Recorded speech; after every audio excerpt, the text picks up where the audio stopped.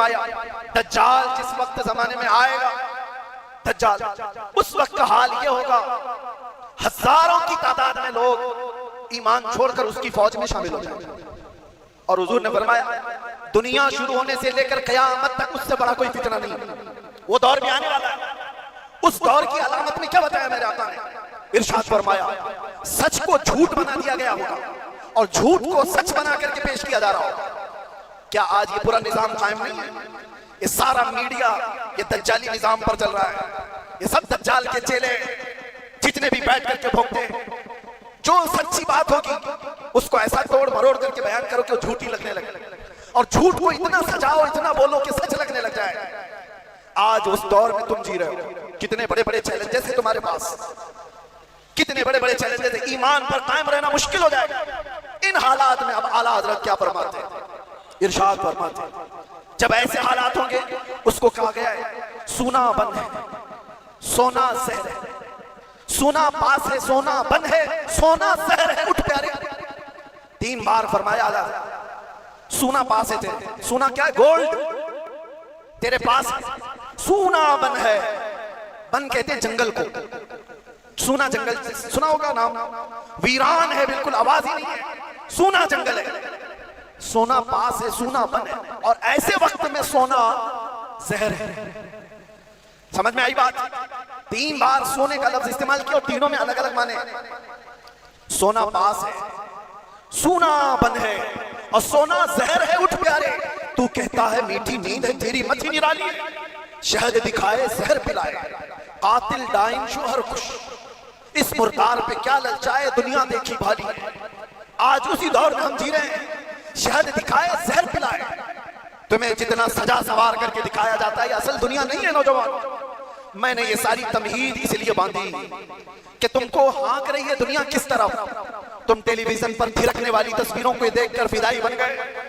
तुम सोचने लग गए कि ये बड़ा स्टार आदमी है, ये हीरो है, एक्टर है, ये कोई एक्ट्रेस है, इसके पहने हुए कपड़े, इसका बनाया हुआ हेयर स्टाइल, इसके चलने के अंदाज, इसके खाने के अंदाज, इसने अगर किसी चीज की एडवर्टाइज की तो उसको लेकर पड़े जाना। ये दुनिया की दिखाई हुई पर्दे सीमी पर जिसके पीछे तुम पागल हुए जा रहे हो, ये वही दुनिया है जो शहद दिखा रही है और जहर पिला रही है। असल में मामला ये है मेरे अजीजों, तुम्हें इस वक्त जगाना हमारी बहुत बड़ी जिम्मेदारी है, बहुत बड़ी जिम्मेदारी है।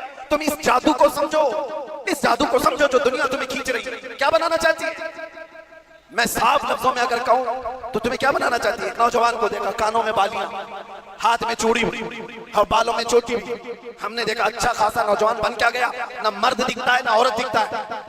दुनिया तुझे तीसरी मखलूक बनाना चाहती है और तू शौक से इसके पीछे भाग रहा है। कभी सोचा भी नहीं। औरतों को क्या बनाना चाहती है? पूरे जिस्म का लिबास हटा दे, बस कपड़ों के टुकड़े ऊपर और नीचे लगा दे, और इसको ये कहते हैं कि दुनिया का सबसे बेहतरीन फैशन है। अगर नंगा रहना फैशन है तो भैंस ज्यादा फैशनेबल है, वो तो कुछ भी नहीं पहनती। जानवर सबसे ज्यादा फैशनेबल है, नंगे रहने को फैशन कहा जाता है। सोचो मेरे अजीजों, मैं ये बातें क्यों कह रहा हूं? वो निजाम भी मैं देख करके आया जहां भाई बहन की शादी को आज जायज करार दिया गया। हुकूमतों से लोग लड़ रहे हैं कानूनी हक लेने के लिए। इटली में, नीदरलैंड में लोग ये कानून पारित करवाना चाहते हैं कि भाई बहन से शादी करने की इजाजत दी जाए। अब तो दुनिया की कितनी ऐसी हुकूमतें हैं जो होमोसेक्सुअलिटी को पूरी तरह से अलाउ करके रखी हुई है। मर्द मर्द से शादी कर सकता है, औरत औरत से निकाह कर शादी कर सकती है, माँ बेटे के साथ चाहे तो रह सकती है, बाप बेटी के साथ चाहे तो रह सकता है। इसको फ्रीडम कहा जाता है। मेरे अजीजों, जानवरों से भी ज्यादा जलील तुम्हें बनाना चाहती है दुनिया। इसलिए मैं कह रहा हूं, उठो अगर न हश्र न होगा फिर कभी, दौड़ो के जमाना चाल अपनी चल गया। तुम्हारे पास अब एक ही इलाज है, एक ही इलाज है, एक ही इलाज है। तुम कहां कहां से बच पाओगे इनके वार से? तुम्हारे घरों में जो टेलीविजन है, सोचते थे पहले कि टीवी चालू करेंगे तो नंगे नाच होंगे। अब वो जमाना भी गया।